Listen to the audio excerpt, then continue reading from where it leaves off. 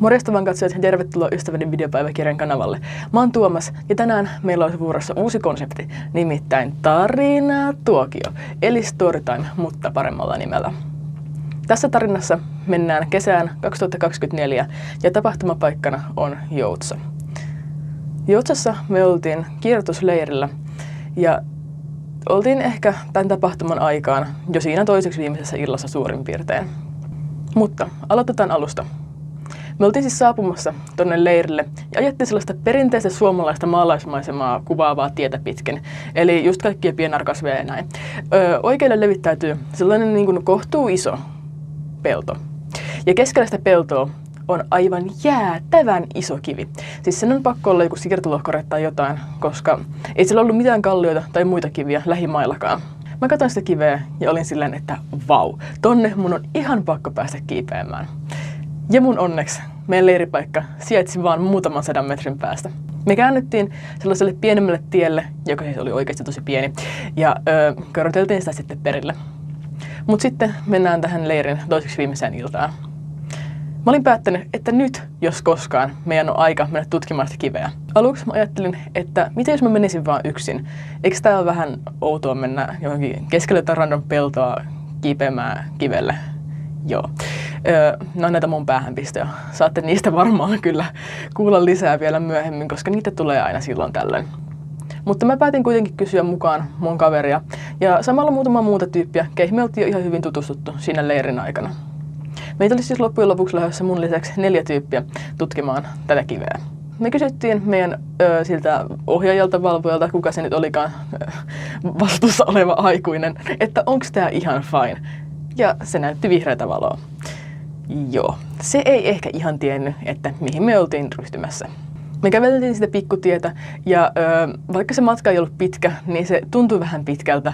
Ja mua hävetti, että mä olin raahaamassa tätä sakkia sinne suunnitelman takia, joka ei välttämättä edes toimisi.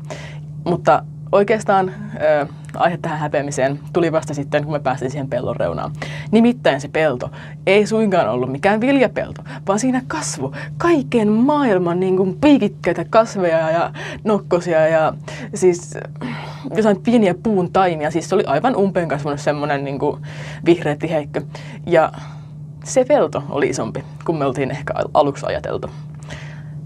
Joten me katsottiin kohta, että mistä tästä nyt ehkä mahdollisesti pääsisi silleen suht järkevästi kulkemaan, koska siellä pellossa oli myös jotain ihme ojia ja monttuja, ja ehkä se oli enemmänkin niitty kuin pelto, tai jos se oli joskus pelto ollut, niin siitä oli jo muutama vuosi aikaa. Me löydettiin sieltä semmoinen kohta, josta joku muu oli ehkä joskus kulkenut. Siinä oli semmoisia pieniä painamia, saattoi toki olla myös eläimenjäljet tai näin. Mutta me lähdettiin seuraamaan niitä. Se ei ehkä ollut suorin reitti, mutta ei meidän kannattanut sen tiheikön läpi tunkeutua silleen niin kuin ihan jostain random kohdasta. Niitä heiniä ja muita oli silleen ehkä johonkin tuohon rinnan korkeudelle saakka. Siinä meni aika kauan, että me päästiin sinne kiven luokse. Ja pikkuhiljaa, kun me lähestyttiin sitä, me tajuttiin, että sekin oli isompi kuin me oltiin ehkä aluksi ajateltu. Ihan siihen kiven lähelle oli vähän hankala päästä, koska siinä siis oli niin tiheätä se kasvillisuus. Ja sitten siinä oli jotenkin se maa jotenkin tosi oudon muotoinen. Sitten kun me tultiin siihen kiven luokse, niin suurimmaksi osaksi sen niin kuin kiven ympäriltä se oli meitä niin kuin korkeampi. Että ei siihen olisi ollut mitään chanssiä kiivetä, ainakaan ilman jotain pari akrobatiaa, josta kuitenkin saatte kuulla kohta vähän lisää, koska sekin kuuluu tähän kuvioon oleellisesti. Joo. Mä vähän kiersin ja kattelin sitä kiveä ja löysin sellaisen kohan siltä toiselta puolelta, mistä meidän olisi ihan mahdollista päästä siihen kiipeämään. Se kiven muoto oli sellainen, että se oli sieltä takaa käytännössä suora seinä ja etupuolelta aika samanlainen. Näitä puolia ei olisi mitenkään voinut kiivetä.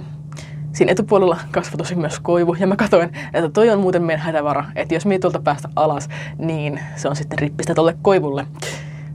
Joo, kuulette pian, tarviiko tähän turvautua vai ei.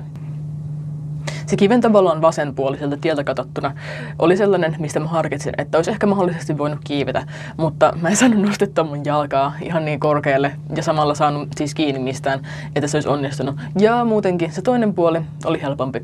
Me valittiin se oikea puoli, joka oli niistä loivin, mutta ei kuitenkaan mikään peruskivi, mistä sä olisit voinut vaan tyylin kävellä ylös tai mitään sellaista. Mä lähdin ensimmäisenä kokeilemaan ja menin sitten ylös. Oliko ensimmäisellä vai toisella yrityksellä? Sellaisella kissakävelytyylillä parkour-tyypit tietää. Ja siis siinä loppuvaiheessa varsinkin, niin siis oikeasti sai niin kuin kiivetä. Ja siinä oli jonkin verran jotain sammalta ja tällaista, niin koitin just välttää sitä, ettei ne lähtisi luistamaan. Ja sitten mahdollisuuksien mukaan hakea niistä vähän tukea myöskin. Ja löysin sieltä sitten ihan hyvän paikan toiselle kädelle ja pääsin sinne ylös asti. Mutta siinä kohtaa mä myös katoin, että tämä kivi on muuten aika korkea. Ja tämä kohta ei välttämättä ole se, mistä me päästään alas, koska se oli sen verran jyrkkä ja siinä ei ollut mitään otteita siinä alaosassa.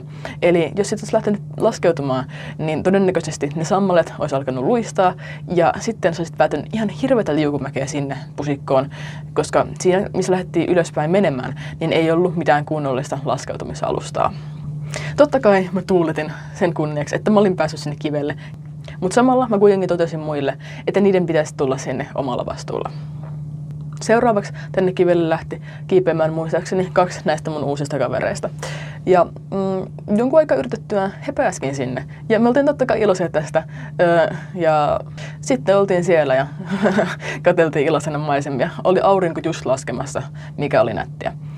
Sitten tuli tämän mun kaverin vuoro kiipeä sinne. Ja se ei päättynyt ihan hyvin.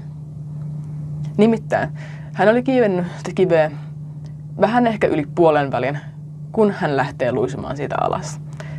Mä en tiedä, johtuiko siitä, että sinne oli mennyt jo useampi ja ne sammalet oli siitä ottanut osumaan, vai eikö hän vaan niin kuin, saanut sitä gripistä otetta tai niin kuin, osannut jotenkin huomioida niitä sammalia. Mä en tiedä, mistä se johtui, mutta hän lähti luisumaan ja valui siis aika kovaa vauhtia sitä kiveä pitkin alas. Siinä on jonkin verran sitä matkaa. Ja siinä ei ollut mitään, missä sä olisit voinut saada kiinni tai muutenkaan hidastaa sitä vauhtia. Hän liukui sitä alas, eikä pysty pysähtyä. Ja siinä lopussa se vauhti tökkää ja hän lentää selälleen sinne pusikkoon. Mun mielestä siinä ei tapahtunut mitään tällaista takaperin kuperkeikkaa tai muutakaan vastaavaa, mutta me pelästyttiin kuitenkin aika pahasti, että lensikö sinne niskoillaan ja sattuiko sitä ja mitä siinä oikein ylipäätään tapahtui. Kuitenkin tämä kaveri keräillä itseään sieltä pusikosta ja ei siinä onneksi käynyt sen pahemmin, mutta eihän me yhtään tiedetty, mitä siellä puskassa oli. Että siellä olisi voinut ihan hyvin olla joku toinen kivi tai kanto, ja itse asiassa sinne lähellä sellainen olikin. Jos hän olisi osunut siihen, niin siinä olisi oikeasti voinut sattua. Ja me oltiin aika syrjässä, joten sinne avun saaminen ei olisi ollut mikään ihan helppo juttu. Tämä kaveri ei ymmärrettävästi enää lähtenyt sen jälkeen kiipeämään sinne uudestaan, vaikka me olisikin haluttu olla siellä kiven päällä kaikki yhdessä. Samalla myös tämä 5. tyyppi totesi, että hän ei halua edes yrittää kiivetä sinne kivelle ja jäi katselemaan meidän touhua sinne alas. Me hengattiin siellä päällä, otettiin kuvia, katseltiin auringonlaskua ja näin. Kaikki oli ihan hyvin, kunnes tuli aika miettiä, miten me päästään sieltä alas. Ja tässä kohtaa sanotaan, että se kivi oli oikeasti jotain ehkä 6 metriä korkea. Jos olette käynyt 5 metrin hyppytornissa, niin tiedätte, miten korkea se oikeasti voi olla, vaikka ei ehkä nyt noin metrimäärällisesti ihan hirveän paljolta kuulostakaan. Mä olin ollut tämän koko projektin ajan suht itse varma siitä, että mä pääsen kyllä kiipeämään sinne kivelle ja pääsen myös sieltä alas. Totta kai mä olin jättänyt myös varauksen sille, että me ei välttämättä päästä sinne. Mä sanoin, että mennään katsomaan, voiko sinne kiivetä. Mun mielestä mä olin myös sanonut, että kai te pääsette alas. Mä oon jonkun verran harrastanut boulderointia ja mä lähdin kokeilemaan, että jos sieltä takakautta pääsi laskeutumaan turvallisemmin, koska jos sitä etupuolta olisi alkanut liusumaan, niin se olisi mennyt liian lujaa ja siinä oli vain yksi sellainen varsinainen ote ja se oli liian ylhäällä se laskeutumista ajatellen. Mulla meni jonkun aikaa, kun mä kiipesin alas sieltä tieltä katsottuna vasenta reunaa pitkin, josta mä olin harkinnut tulevani ylös.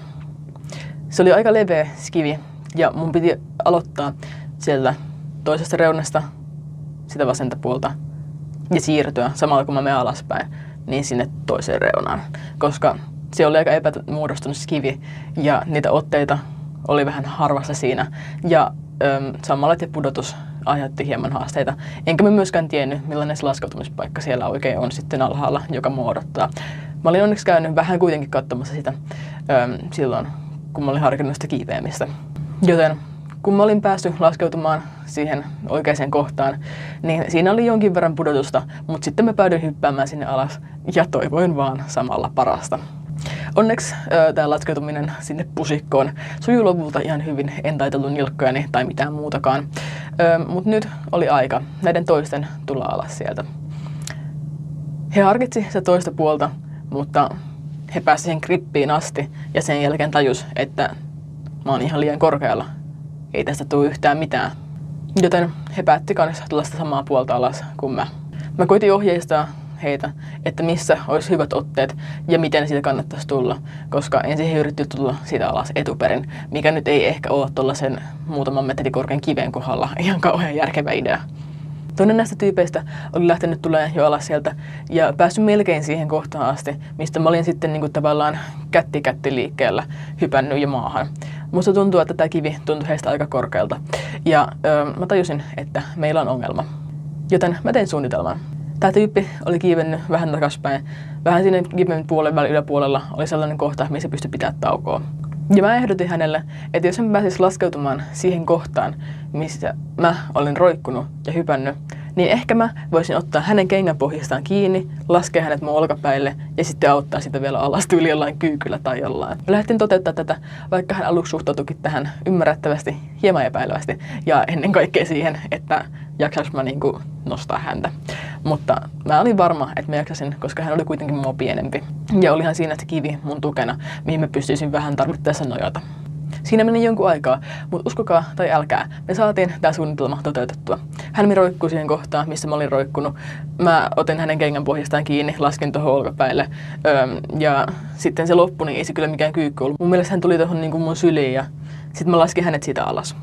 Tää toinen kaveri lähti kanssa laskeutumaan sieltä ja meni sitä samaa reittiä, toteutettiin samaa suunnitelmaa ja se muistutti sitten enemmän kyykkyä kyllä hänen kohdallaan, että hän hyppäsi sitten siitä olkapäiden kohdalta siihen viereen, siihen maahan. Se oli hyvä, että siinä kiven pystyi nojata sekä tämä laskeutuja että mä, joka oli heitä alas auttamassa. Tämän jälkeen me lähdettiin palaamaan takaisin sinne tielle päin, sitä samaa reittiä, mistä me oltiin tultukin. Se oli edelleen syvältä, mutta tuntui kyllä menevän aika paljon nopeammin kuin silloin, kun me oltiin tultu. Me saavuttiin takaisin sinne tielle, missä nämä pari kaveria oli meitä odottanut jo jonkun aikaa. He oli aika kyllästyneitä, mutta me kaikki oltiin iloisia ja helpottuneita, ja etenkin mä olin sitä. Nimittäin mä en tiedä, kuinka kivaa näillä kavereilla oli ollut tällä retkellä. Sinne kivelle kiipeäminen ja laskeutuminen oli munkin mielestä ollut vähän jännittävää, ja he oikeasti meinasi jäädä sinne jumiin. Tunnelma oli tosi iloinen ja helpottunut, ja nämä, ketkä mä olin auttanut alas sieltä, piti mua ihan sankareina. Ja vaikka tämä tuntui musta hyvältä ja musta oli ollut mukava, että mä olin voinut auttaa heitä, niin ennen kaikkea mä olin helpottunut, että mä olin päästy sieltä ehjänä alas. Koska nämä 3 mun uutta kaveria oli myös mua nuorempia ja mä olin pyytänyt tätä porukkaa mukaan sinne, niin mä tunsin olevani siitä myös vastuussa. Tämän leirin ohjaaja sai kuulla vaan osan tästä tarinasta ja loppuilla mä vietinkin puhdistaan täällä mun yhden kaverin villapaitaa, joka oli vähän kärsinyt niistä sammalista siinä laskeutumisen yhteydessä. Ehkä te voitte oppia tästä tarinasta paremmin kuin mä. Nimittäin mä mietin, että olisikohan pitänyt lähteä kiipeilemään sinne kivelle itekseen vielä uudelleen. Mä en onneksi tehnyt sitä, koska yksin todelliseen paikkaan meneminen ei ehkä ole kaikkein järkevintä toimintaa. Ja meillä oli ollut jo tällä ekalla kerralla haasteita. Jos menette siis kiipeilemään, niin ottakaa aina mukaan kaveri ja sitten sellainen boulderoinnissa käytettävä patja, mitä meillä ei siis todellakaan ollut. Kiipeilkää aina siis vain turvallisissa paikoissa niin, että te pääsette ylös, alas ja kotiin ehjänä. Valitkaa muutenkin turvallinen paikka, ettei siellä ole just mitään irtoavia kiviä tai sammalia. Ja kiivetkää aina vaan teidän oman tason mukaan. Älkää myöskään antako se ryhmäpaineen vaikuttaa liikaa, koska silläkin oli osuutta varmasti tässä meidän tilanteessa.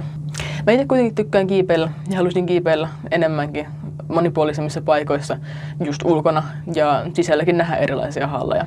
Joten ehkä näette sellaisiakin videoita tällä kanavalla. Kiitos, että katsoitte tämän videon. Laittakaa kanavaa tykkäykseen. Mitä?